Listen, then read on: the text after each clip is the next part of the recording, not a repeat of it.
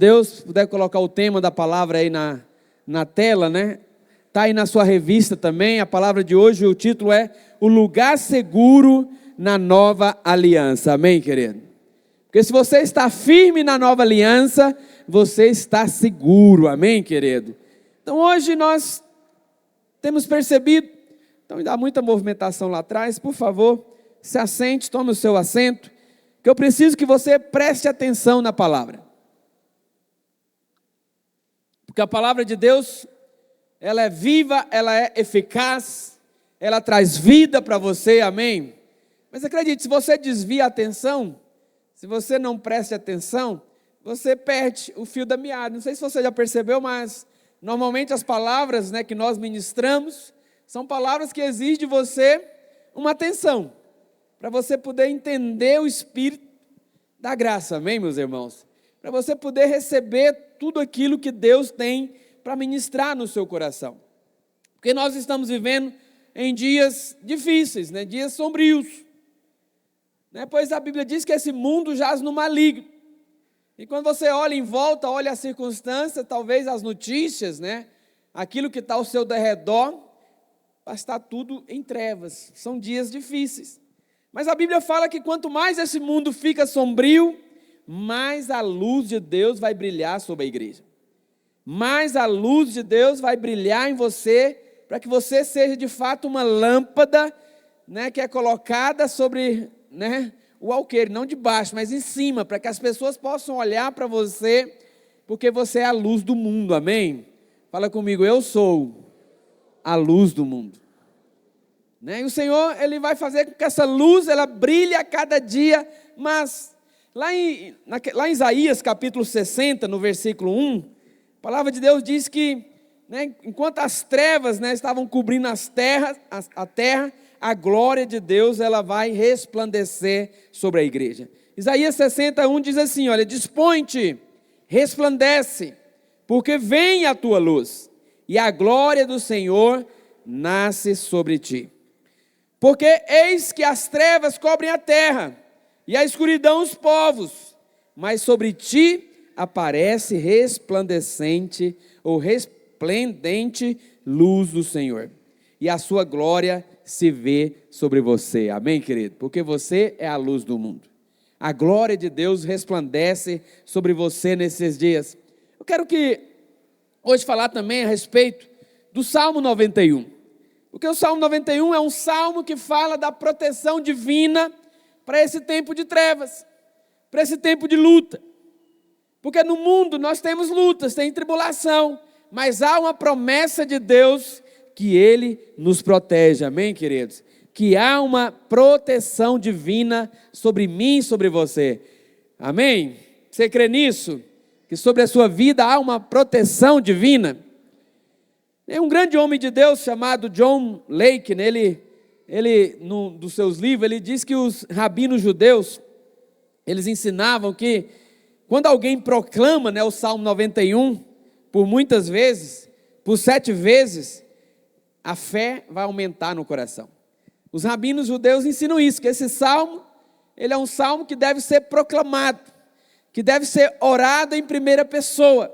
E quando você faz isso, fé é gerada no seu coração, amém, queridos? Então eles recomendam, né, inclusive os rabinos judeus, eles recomendavam que aquelas pessoas que estavam enfermas, que estavam doentes, elas deveriam recitar esse salmo. Não sei se você sabe, mas os salmos, né, para os judeus, eles são músicas, como se fosse um inário. Eles cantam o salmo e eles também oram o salmo. Eles, como se fosse um católico, rezam o salmo. Mas nós não somos católicos, então nós não rezamos, nós oramos, amém? Nós proclamamos, declaramos, tomamos posse daquilo que está escrito, amém? E quando você faz isso, eles ensinam que há um liberar de cura sobre você. Interessante que esse salmo, né, a letra hebraica que é escrita nesse salmo, elas são representadas como pequenas coroas. São pequenas coroas ali que estão sobre o Salmo 91, e essas letras são chamadas de Zaim. E o que significa Zaim? É como se fosse ali uma coroa com a imagem de uma espada. E nesse salmo, essa letra aparece muitas vezes, Por quê? Porque eles falam, eles ensinam por causa disso que essa zainha, essa letra hebraica, ela serve para cortar os poderes das trevas contra a sua vida. Então esse salmo é como se fosse também uma arma de combate, para você lançar fora, para você repreender, para você cortar toda ação maligna contra a sua vida, amém? Isso fala de um salmo de proteção. É tanto que alguns irmãos, alguns crentes, não sei se sabem disso, mas eles colocam esse salmo aberto na prateleira lá da estante. Né? Gosto de pegar a Bíblia e colocar lá, ou ter um quadro do Salmo 91 lá na sua sala. Quem aqui tem um quadro do Salmo 91 em casa? Alguém tem um ali, ó. Já vi isso muito. Por quê? Por causa dessa aplicação. Porque, de fato, os rabinos judeus, eles ensinavam que há uma proteção sobre esse salmo. Esse salmo, ele fala da proteção de Deus sobre nossa vida, amém? Mas é claro que nós, como cristãos, não usamos a Bíblia como amuleto. Diga amém. Mas nós usamos a Bíblia na nossa língua, amém? Quando nós declaramos a verdade que está escrito, quando nós nos apropriamos da promessa, ela é uma arma poderosa para destruir todo intento do maligno contra a sua vida, amém? Diga amém. Os irmãos hoje é um dia que você vai dizer amém, você vai se apropriar. Igual eu expliquei aqui domingo passado, que o amém é a sua mão espiritual, que você toma posse da bênção. Então, quando a promessa é liberada, você prontamente, amém. Eu creio, eu recebo, eu tomo posse, é para mim. Obrigado pelo amém animador dos irmãos. Mas até o final eu vou incendiar você hoje. Até o final você vai ficar cheio de fé, cheio da palavra, cheio da unção do Senhor transbordando. E até quem está perto de você vai começar a dizer amém. Está melhorando. Interessante que lá em João, capítulo 17, no versículo 15, né, Jesus ele faz aquela famosa oração, a oração sacerdotal do Senhor. E dentro dessa oração, o que o Senhor lhe diz? Olha, não peço que os tire do mundo, e sim que os guarde do mal. Então ele também diz que no mundo nós teríamos aflição. Mas ele falou, olha, não desanime, tem de bom ânimo, porque eu venci o mundo. E no mundo, por mais que seja um mundo em trevas, por mais que seja um mundo jaz no maligno, há uma promessa de proteção do céu sobre a sua vida. Você está debaixo da proteção do Senhor, amém, meus irmãos? Então o Senhor, ele declarou isso, que ele não peça que os tire do mundo, mas que o Senhor guarde eles do mal. Então acredite, você é a menina dos olhos do Senhor. Você é guardado pelo Senhor. Ele é o seu pastor e nada te faltará. Nenhum mal pode chegar sobre você, amém? Interessante que essa oração do Senhor é uma oração que é respondida. Porque de fato você é guardado pelo Senhor. Então abre agora lá no Salmo 91. Esse Salmo 91, ele fala a respeito dessa proteção maravilhosa. Você está debaixo das asas do Altíssimo. O que a Bíblia fala? Vamos ler junto, com uma declaração de fé. Então eu vou lendo aqui, você vai lendo junto comigo, e você aí da projeção vai acompanhando os versículos aí, amém, Gabriel? Seja rápido no gatilho aí, senão eu vou te acertar daqui, ó. Amém? Vamos lá juntos? Enche aí o seu coração, respira fundo aí. Se está com chiclete aí, coloca ele no canto da boca agora. Você não tem perigo de engolir ele. Está pronto? Então fala assim comigo, eu habito no esconderijo do Altíssimo e descanso à sombra do Onipotente.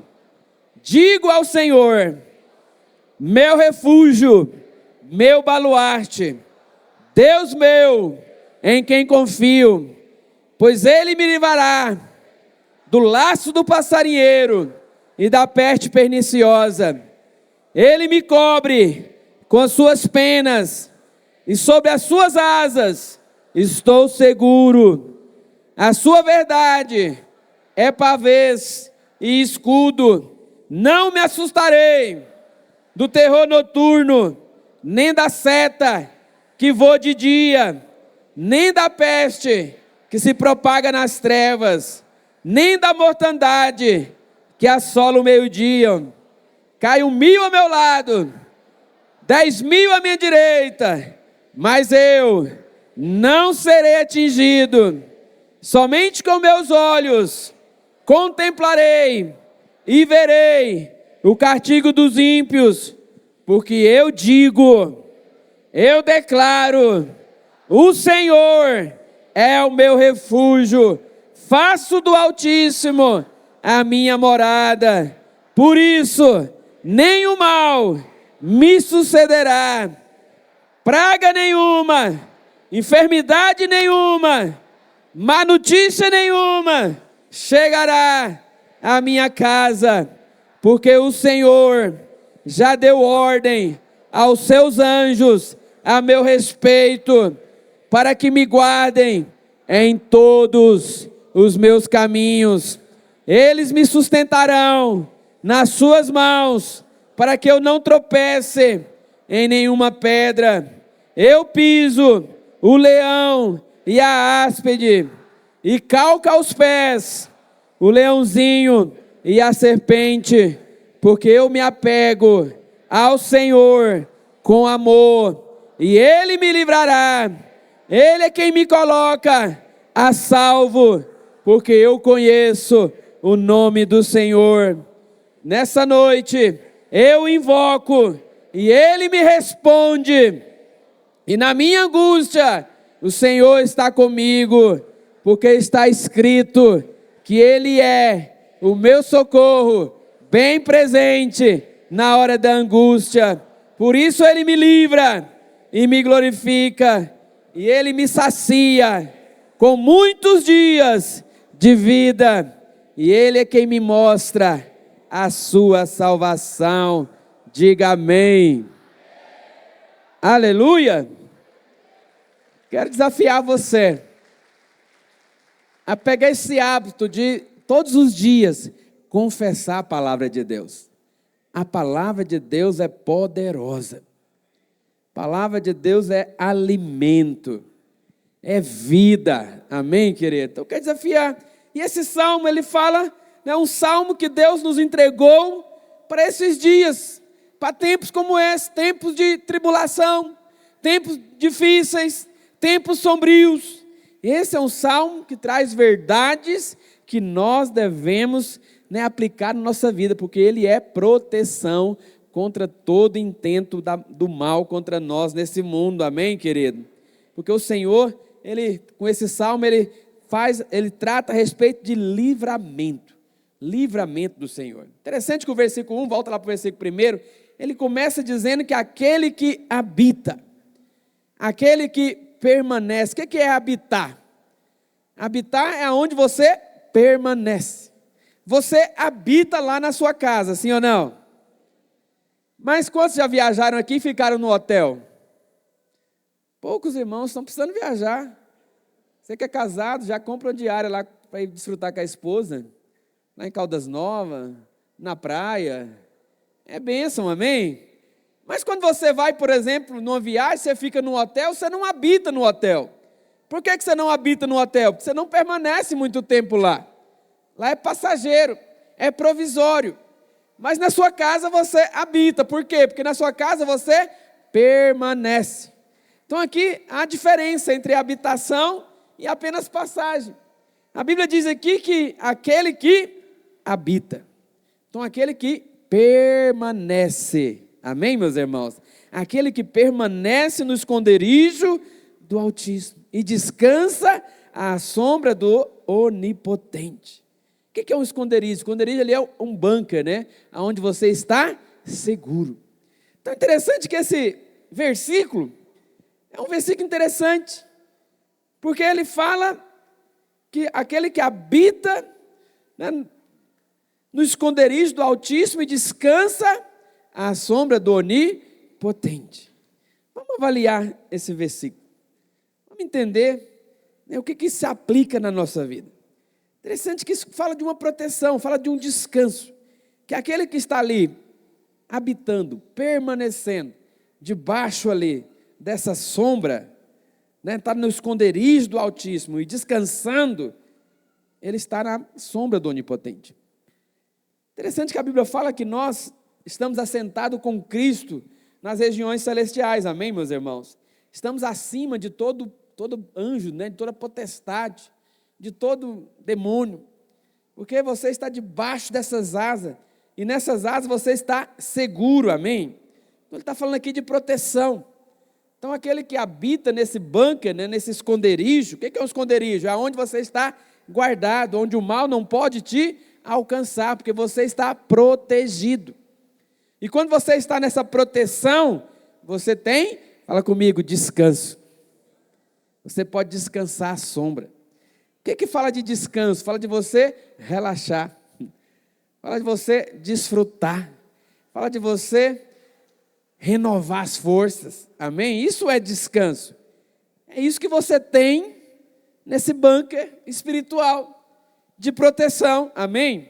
Aí lá no versículo 3 ele diz: certamente o Senhor te livrará do laço do passarinheiro.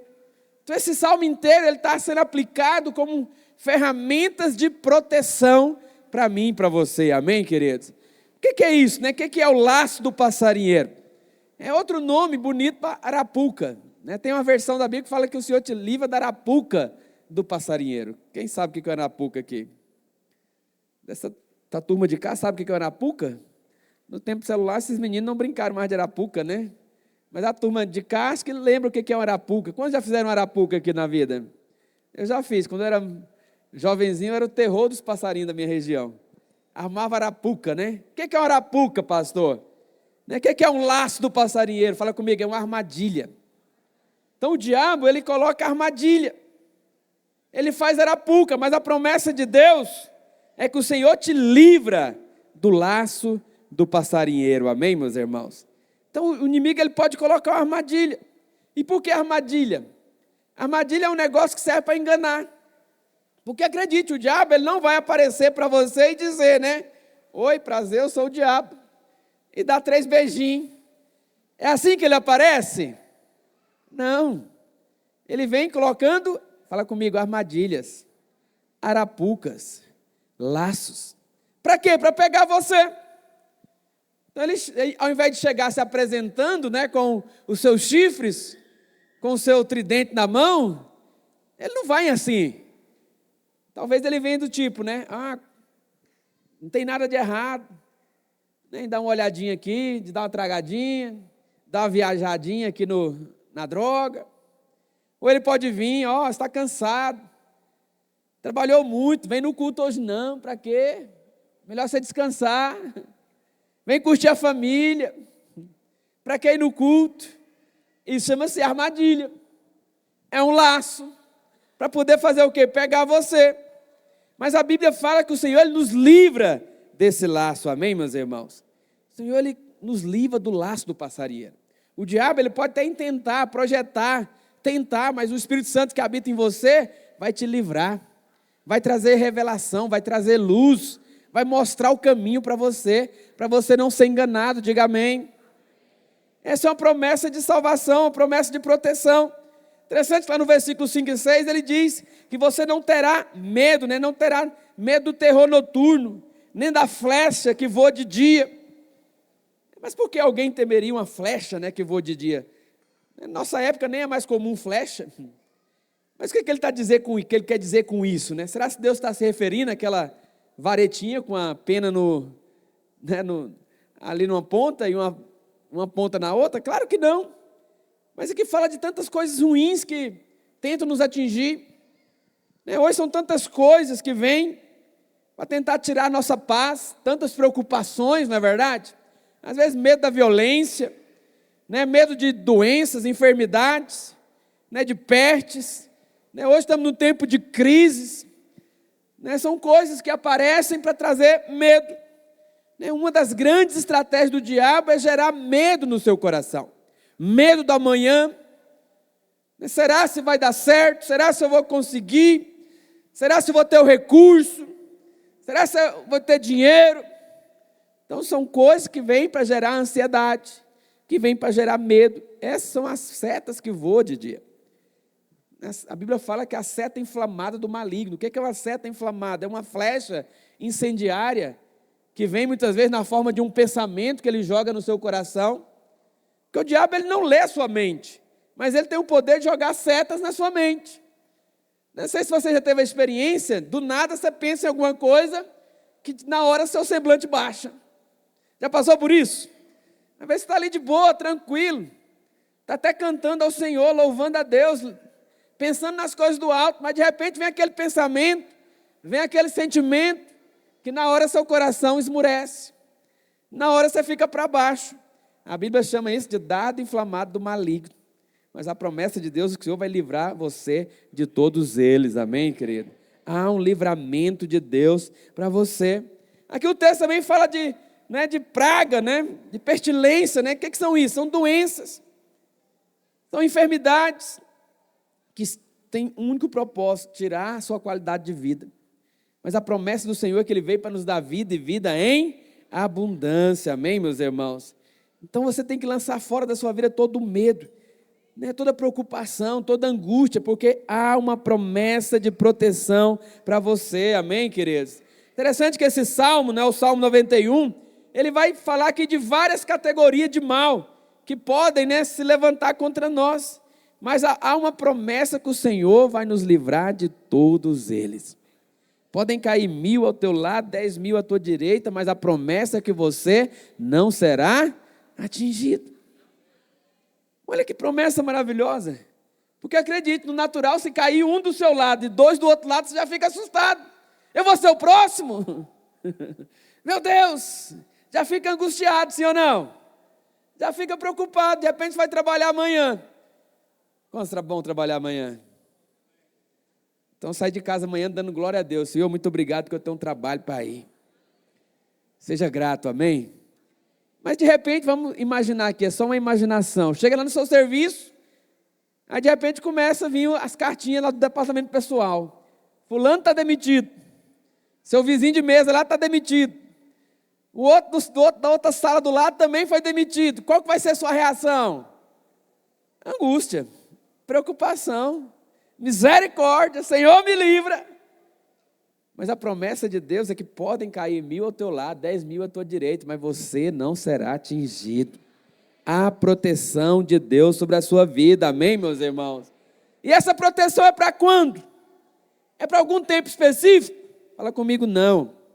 Porque o versículo 5, ele fala de noite, ele fala também de dia. Ou seja, a proteção de Deus para você é 24 horas, amém? Ele fala, não te assustarás do terror noturno, nem da seta que voa de dia. Por quê? Porque em Deus você tem proteção de noite e de dia. 24 horas por dia você está debaixo da proteção do Senhor. Diga amém. Então lança fora todo medo, toda preocupação, amém, queridos?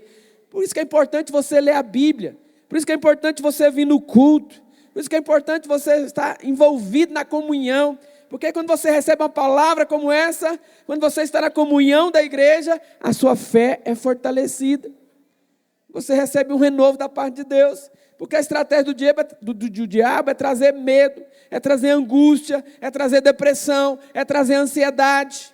E como é que nós vencemos essas coisas, meu irmão? Crendo na promessa, crendo na palavra de Deus. Todo domingo eu coloco nos grupos lá, tanto de adultos quanto dos jovens, lá o plano da leitura da semana da Bíblia. Tem algum filho de Cristo que está lendo comigo ainda aí? Aleluia, tem poucos. Permanece, continua. Se você parou por algum motivo, volta a ler amanhã. Segue o plano. Enche da palavra. Porque a Bíblia fala que a fé vem pelo ouvir, e ouvir a pregação de Cristo, amém, querido? Você precisa ler a palavra, você precisa meditar na palavra, você precisa dar prioridade para os cultos, você precisa dar prioridade para a sua célula, para a comunhão com a igreja, porque é nesse ambiente que você tem fé para continuar crendo na promessa de Deus. E o Salmo 91 é um salmo que traz promessa de proteção, mesmo em tempos difíceis, amém? Interessante que nós gostamos muito do Salmo 23. Quantos gostam do Salmo 23 aí? Gostamos muito do Salmo 91. Quantos gostam aí do Salmo 91? Quantos gostam dos dois? Porque esses salmos são poderosos, que falam de proteção, de cuidado, de guardar. Mas para quando? Para tempo de guerra. Para tempo de dificuldade. O Senhor nos livra. O Senhor nos guarda. O Senhor nos protege. Amém, meus irmãos? Interessante que o Salmo ele termina no versículo 16 com a promessa que você vai morrer idoso. Aí ele fala, saciá-lo-ei com longevidade. Vai te dar muitos dias. Porque tem muitos irmãos que eles morrem de medo de morrer. O tempo inteiro estão preocupados com a morte. Querido, deixa eu falar um negócio sério para você. Hoje é dia de ceia, diga amém. Você está aí com o pãozinho e o cálice na sua mão? Pega ele aí. Olha aí para o pão, olha aí para o cálice. Isso aqui é um seguro de vida. É um aporte, uma apólice poderosa. Significa que se tudo der errado, mesmo que você venha morrer novo, meu irmão, se tudo acabar, ainda assim você vai para o céu. Então temer por quê? Para que temer? Mas a promessa de Deus é que Ele vai nos saciar com longevidade.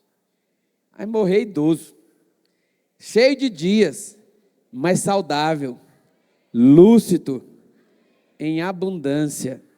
Porque o Senhor, Ele te guarda. O Senhor que guarda a sua vida, amém, querido? Interessante que quando Deus, Ele criou ali o homem, Ele colocou ele num jardim. E aí no tempo do jardim do Éden, Deus, Ele governava. E ali era um jardim de delícias. Ali não havia doenças, não havia enfermidades, não havia pobreza, não havia morte, amém, queridos? Mas por que, pastor, que nós enfrentamos tudo isso hoje em dia? Por que os dias se tornaram maus? Infelizmente o homem pecou. O homem, ele traiu a Deus, e ele entregou a autoridade da terra para o diabo. E por causa disso, hoje nós estamos num mundo que jaz no maligno. O homem, ele cometeu traição a Deus. E por causa disso, vem esse tanto de coisa ruim. Seta que voa de dia, mortandade que assola nas trevas. Mas há uma promessa de Deus que mesmo nesse tempo, que se você está em Cristo, você está debaixo da proteção do céu. Amém, meus irmãos? Mal nenhum pode chegar na sua casa. Praga nenhuma vai chegar na sua tenda, na sua família. Creia nessa promessa, amém? Porque enquanto nós esperamos que o segundo Adão, ele tome a autoridade, estabeleça o seu reino milenar aqui na terra, enquanto isso chega, você pode descansar no Senhor, porque há proteção de Deus sobre a sua vida, amém? Seguindo aí no esboço da sua revista, o segundo ponto é o segundo Adão. Então, o segundo Adão, quem que é o segundo Adão? Fala comigo, Cristo. A Bíblia fala que o primeiro Adão, ele veio e falhou. Ele pecou, e por causa do pecado dele, todos nós experimentamos, das consequências. Mas a Bíblia fala que Deus enviou um segundo Adão. E esse segundo Adão, que é Cristo, ele venceu a morte, amém, meus irmãos? Ele ressuscitou, ele está vivo. E hoje nós vamos aqui celebrar a ceia, para nos lembrar que ele veio, morreu por mim, por você, mas ele ressuscitou. Ele vive, amém, querido? Você serve um Deus que está vivo, diga amém. Mas você pode perguntar, pastor, mas por que existe o mal? Por que esse mundo ainda está em trevas? Será que Deus é culpado? Por que tem criancinhas que passam necessidades? Por que tem pessoas que morrem? Por que tem pessoas que padecem de enfermidades? Eu sei que são questões que muitas vezes nós não temos resposta. Apesar que temos, que a resposta é porque esse mundo, infelizmente, ainda está sujeito ao pecado. E o salário do pecado é a morte, amém, querido? A verdade é que está lá em 1 João, capítulo 5, 19, que a Bíblia diz o seguinte, olha, sabemos que somos de Deus, e que o mundo inteiro jaz no maligno. Então esse mundo caído, governado por Satanás, ainda tenta de todas as formas trazer laços, arapucas para nós, mas se você está em Cristo, não há o porquê temer, que há uma proteção sobre você, amém, querido? Há uma proteção de Deus sobre a sua vida, então você não precisa temer, você precisa lembrar, eu estou debaixo do esconderijo do Altíssimo, descanso à sombra do Onipotente, amém? É isso que é a promessa de Deus para nós, essa é a promessa, a Bíblia diz que Jesus um dia ele vai voltar, e todo esse mundo que jaz no maligno vai ser restaurado. Ele vai estabelecer aqui o seu governo mundial, que vai ser o milênio. E a Bíblia fala que nesse milênio haverá paz. Não haverá crianças para morrer novas. Ninguém vai morrer cedo. Porque há uma promessa para nós de vida eterna, de prosperidade, né, de abundância, amém, queridos? Mas enquanto esse tempo chega, lembra que há uma proteção para você. Há um guardar de Deus para você. Esse mundo jaz no maligno, nem tudo que acontece aqui é da vontade de Deus. Por isso que Jesus, lá em Mateus, quando ele ensinou a oração do Pai Nosso, lá no versículo 9 de Mateus capítulo 5, acho que é Mateus 6, na verdade, né? Mateus 6, versículo 9. Volta lá para mim, Mateus 6, 9. Lá na oração do Pai Nosso, ele fala, olha, portanto, vós orareis assim, Pai Nosso que estás no céu, santificado seja o teu nome. O que mais que ele diz? Continua, venha o teu reino, faça-se a tua vontade, assim na terra como no céu. O que isso significa? Que nem tudo que acontece aqui nessa terra é da vontade de Deus. Porque às vezes as pessoas, por que Deus permitiu? Já viu alguém falar isso? Vê acontece uma coisa ruim, aí alguém se levanta e diz, por que Deus permitiu? Por que Deus quis assim? Mas por essa oração nós aprendemos, enquanto o reino não vem, nem tudo que acontece aqui é da vontade de Deus. Por isso nós temos que orar, para que faça a vontade de Deus na terra, como ela é feita no céu, amém, meus irmãos? Então Deus nos deixou uma arma poderosa, chamada oração. E o Salmo 91 é exatamente uma oração, que nós devemos fazer, devemos proclamar, uma oração, fala comigo, uma oração de proteção. É uma oração por livramento. Então nós podemos clamar, nós podemos orar por proteção, porque é promessa de Deus para nós, amém? Lá no versículo 1, volta lá para o Salmo 91. Lá ele diz, olha, o que habita no esconderijo do Altíssimo e descansa à sombra do Onipotente. Então é interessante que ele fala aqui o que habita no esconderijo do Altíssimo. Esse Altíssimo aqui que é traduzido para o português, né, está aqui Altíssimo, aqui é tudo caixa alta, mas na sua Bíblia aí provavelmente esse A está com a letra maiúscula. Por quê? Porque é um dos nomes de Deus. Na verdade essa palavrinha Altíssimo lá no original, ele é El Elyon, é o Deus Altíssimo. Interessante que a primeira vez que é citado na Bíblia o El Elyon, ou o Deus Altíssimo, né, serve para nós como uma chave de interpretação da palavra, para a gente entender, né, o significado, a aplicação, porque aqui no Salmo 91 ele fala, aquele que habita, né, aquele que está no bunker, né, ali na proteção do Altíssimo. Então o Altíssimo aqui é Elyon. E a primeira vez que essa expressão, El Elyon, é citada na Bíblia, está lá em Gênesis 14. Lá em Gênesis 14, versículo 18. É a primeira vez que é mencionado esse nome de Deus. Né, o El Elyon, ou o Deus Altíssimo. E nós sabemos, você já aprendeu aqui conosco, com o pastor Luiz, ele usa muito essa regrinha de interpretação da Bíblia, chamado princípio da primeira menção. É um princípio hermenêutico, de interpretação da Bíblia.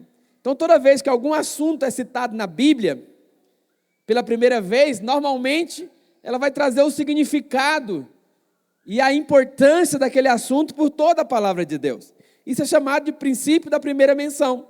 E a primeira vez que esse termo El Elyon aparece na Bíblia, lá em Gênesis 14, 18, que lá diz assim, olha, Melquisedeque, rei de Salém, trouxe pão e vinho. Era sacerdote do Deus, fala comigo, Altíssimo. Então essa expressão aqui, Deus Altíssimo, é El Elyon. E qual foi o contexto que ele trouxe esse nome, que a Bíblia traz esse nome pela primeira vez? No contexto onde Melquisedeque trouxe pão e vinho para Abraão, que trouxe a ceia. Pão e vinho nós sabemos que é o tempo de ceia. Amém, meus irmãos? Aí o versículo 19 diz, olha, abençoou ele a Abraão e disse, bendito seja Abraão pelo Deus Altíssimo, que possui os céus e a terra. Então o nome de Deus Altíssimo, ou El Elyon, é mencionado a primeira vez justamente nesse contexto, no contexto da ceia, do pão e vinho. Amém, queridos? Interessante isso. Só que lá no Salmo 91, volta para lá no Salmo 91, ele fala que aquele que habita no esconderijo do Altíssimo, descansa à sombra do onipotente. Esse onipotente aí é um outro nome de Deus. É o El Shaddai, o Deus Todo-Poderoso. Interessante que o texto começa com Deus Altíssimo e o versículo termina com o Deus El Shaddai, ou o Deus Onipotente, ou aquele que é Todo-Poderoso. Interessante que entre esses dois nomes de Deus há uma palavrinha chamada descanso. Então, aonde nós temos descanso? Aonde que nós vamos ter o verdadeiro descanso? Uma pista para nós é o significado desses dois nomes. Porque o primeiro nome ele foi citado em Gênesis 14. Mas a primeira vez que aparece na Bíblia o grande El Shaddai, ou o Deus Todo-Poderoso, é lá em Gênesis capítulo 17. Lá em Gênesis capítulo 17, versículo 1, Deus ele aparece para Abraão, quando Abraão já tinha 99 anos, e ele diz, olha, quando atingiu Abraão a idade de 99 anos, apareceu-lhe o Senhor e disse, eu sou o Deus Todo-Poderoso, ou o El Shaddai. Anda na minha presença e ser perfeito. Então vamos trazer a aplicação da interpretação hermenêutica aqui. Nós entendemos quando é que nós temos descanso. Porque casando essa regrinha de interpretação da palavra, presta atenção para você não se perder no raciocínio bíblico. Que ele fala que nós temos descanso entre o Deus Altíssimo e o Deus Todo-Poderoso. Aí aplicando essa regra de interpretação do princípio da primeira menção, nós podemos entender uma ordem de Deus, que primeiro vem o Deus Altíssimo e logo em seguida vem o El Shaddai, o Todo-Poderoso. E entre esses dois nomes de Deus há descanso.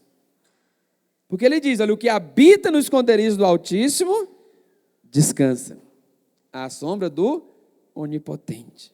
Então preste atenção, o descanso ele está entre El Elyon e El Shaddai.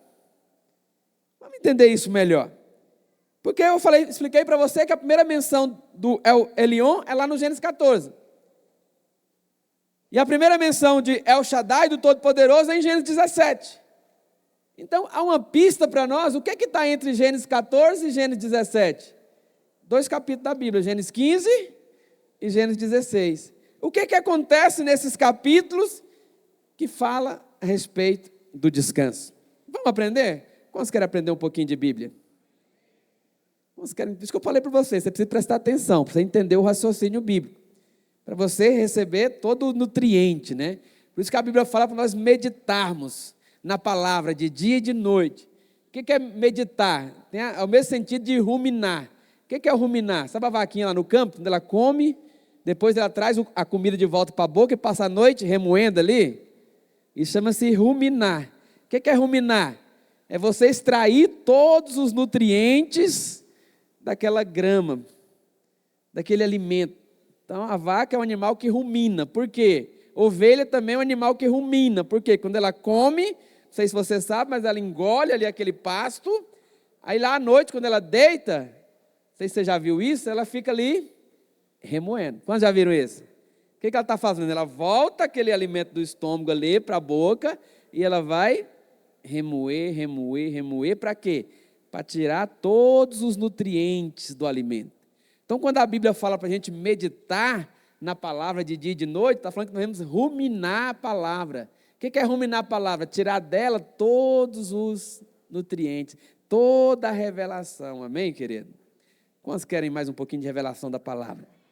Porque essa revelação é que sustenta você.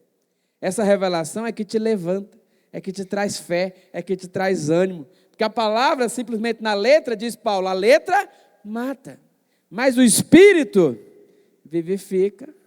Cadê os alunos do cursão? Tem aluno do cursão aqui hoje? Você vai aprender lá ainda sobre o Logos e o Rema, né?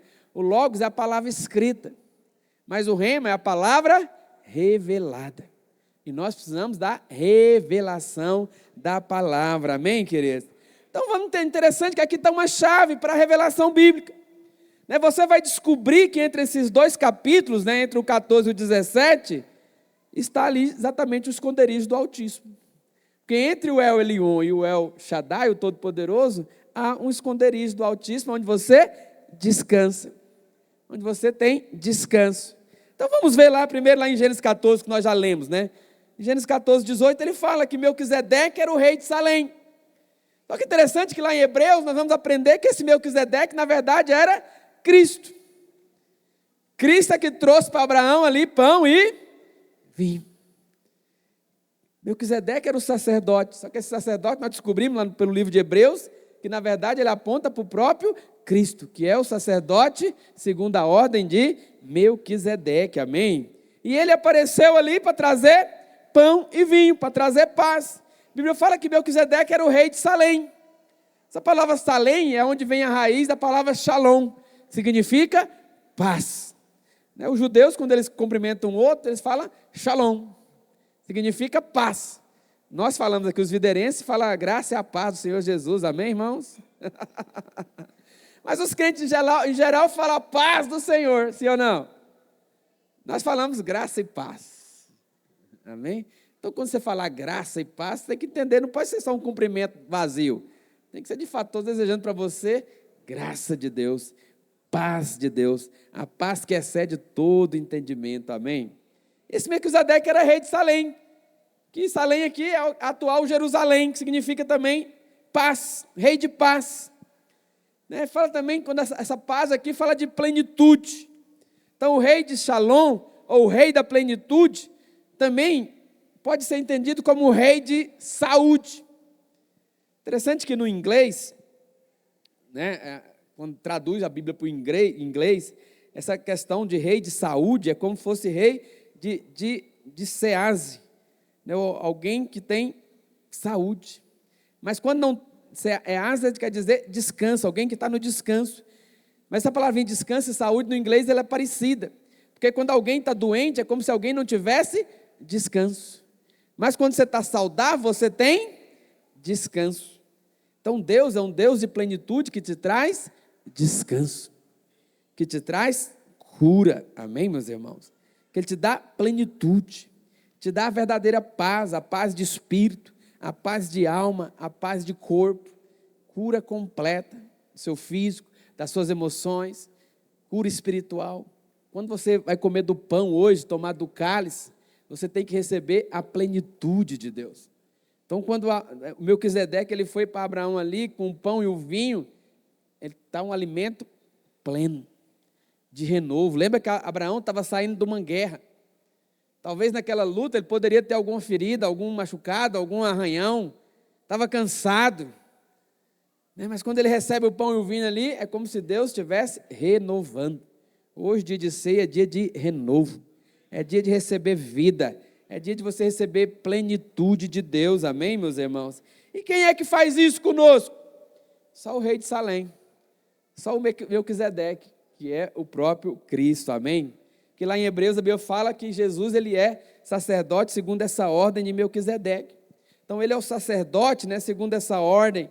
Na verdade é o próprio Cristo que apareceu ali para Abraão como Melquisedeque, amém? E ele trouxe ali pão e vinho, trouxe ali a ceia. Então ali muito antes de vir a lei, muito antes de Jesus morrer e ressuscitar naquela cruz, Deus já mostrava a importância da ceia. Então é muito importante a ceia, porque a ceia nós recebemos o verdadeiro alimento, a verdadeira bebida, nos alimentamos do corpo de Cristo, tomamos o seu sangue, porque na ceia que você tem vida, você tem cura, você tem perdão, justificação, amém, meus irmãos? Então ele trouxe pão e vinho, ele era sacerdote, diz a Bíblia, do Deus Altíssimo, e esse Deus Altíssimo aqui era El Elyon. Então foi a primeira vez que o nome de Deus é mencionado. Então lá em Gênesis 15:6, a Bíblia diz que Abraão ele creu no Senhor, e isso lhe foi imputado para justiça. Então isso mostra que quando nós cremos que somos justificados, aí nós temos paz com Deus, aí nós recebemos a paz. Por que nós ceiamos? Porque nós temos paz com Ele, porque nós fomos justificados, porque a ceia é o pão dos filhos, daqueles que nasceram de novo, daqueles que foram justificados pelo sangue do Cordeiro, amém, meus irmãos? Cristo é o nosso verdadeiro descanso. Então você não é apenas um pecador perdoado, mas a verdade é que você é justo diante de Deus. Você é justificado diante de Deus. Lá em Romanos capítulo 8, no versículo 30, o que a Bíblia diz? Olha, e ele, e aos que predestinou, a esses também chamou, e aos que chamou, a esses também, Fala comigo, justificou. Até aí. E aos que justificou, a esse também glorificou. Que diremos, pois, à vista dessas coisas? Ou seja, se nós somos justos, se nós somos justificados, né? Se Deus é por nós, quem será contra nós? Aquele que não poupou o seu próprio filho, antes por todos nós o entregou, porventura não nos dará graciosamente com ele todas as coisas? Quem tentará acusação contra os eleitos de Deus? É Deus quem os justifica. Então, quer ter descanso? Quer ter o verdadeiro descanso? Lembra que você é justificado. Lembra que em Cristo você pode ter a justiça. Você é justificado, você é justo. E uma vez justo, você pode descansar. Por que o inimigo ele tenta todas as vezes nos acusar do pecado, nos condenar, para tirar-nos do descanso? A grande estratégia dele é trazer acusação, por isso que ele é chamado de o acusador, porque debaixo de acusação você não tem descanso. Mas Abraão, ele experimentou descanso. A Bíblia diz que ele creu, e isso foi-lhe imputado para justiça. Então aqui no capítulo 15 de Gênesis, nos dá a primeira base para esse descanso. Qual base que é essa? Fala comigo, a justiça de Cristo. Nele eu sou justificado. Amém, queridos? Lá em Gênesis 15:6, a Bíblia diz que Abraão, ele creu no Senhor, e isso lhe foi imputado para justiça. Nele nós somos justos. Lá em Romanos capítulo 5, versículo 17, que a Bíblia diz, olha, se pela ofensa de um, se por meio de um só reinou a morte, muito mais os que receberam a abundância da graça e o dom da justiça reinarão em vida por meio de um só, a saber, Jesus Cristo. Nele nós somos justificados. Nele nós somos justiça de Deus. Você recebeu. Então, se o pecado de Abraão trouxe implicação sobre a sua vida, o ato de justiça de Cristo também impacta a sua vida. Então, se você crê que por causa do pecado de Abraão, o pecado entrou nesse mundo, você também tem que crer que pela obra consumada da cruz, a justiça de Deus foi colocada sobre você. O dom da justiça, amém? Porque no versículo 18 ele continua dizendo, olha, pois assim como por uma só ofensa veio juízo sobre todos os homens para condenação, assim também por um só ato de justiça, de quem? Fala comigo, de Cristo.